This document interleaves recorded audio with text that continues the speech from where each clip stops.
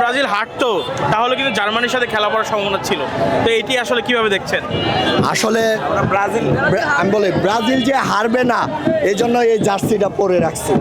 যদি যদি জার্সিটা না পরতাম তাহলে মনে করতেন যে ব্রাজিল হারবে, কিন্তু ব্রাজিল জিতবে বিদায় এই জার্সি পরছি। এই জন্য আমরা জানি ব্রাজিল জিতবে।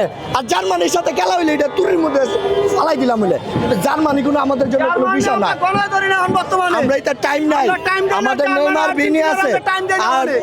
আর একটা কথা, নেইমার হচ্ছে ষড়যন্ত্রের শিকার, রাজনৈতিক শিকার। নেইমার কিন্তু রাজনৈতিক শিকার। নেইমার খুব ভালো খেলে, কিন্তু তাকে ইন্টেনশনালি তাকে অ্যাপ্রোডাইজ করে, তাকে বিভিন্নভাবে তাকে যেন ভালো না খেলতে পারে তাকে পুশিং দেওয়া হয়। কেননা নেইমারের আপনারা ব্যাকগ্রাউন্ড চেক করবেন, সে আমাদের মতো একজন স্বপ্নবিলাসী লোক যে কিনা খেলা দেখতে আসছে, খেলতে এসেছে। আজকে নেইমারের মতো অনেক প্রতিভাবান লোক বাংলাদেশ থেকেও হারিয়ে যাচ্ছে। কেন যাচ্ছে? প্রতিভাবান লোকগুলোকে কেউ কোনো রেসপন্স করে না।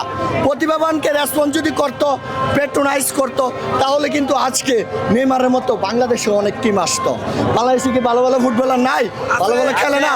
খেলে, কিন্তু তাদেরকে পেট্রোনাইজ করতে হবে, তাদেরকে প্রশিক্ষণ দিতে হবে, তাদেরকে খেলা ছাড়া অন্য কিছু প্যানেলে যাওয়া যাবে না।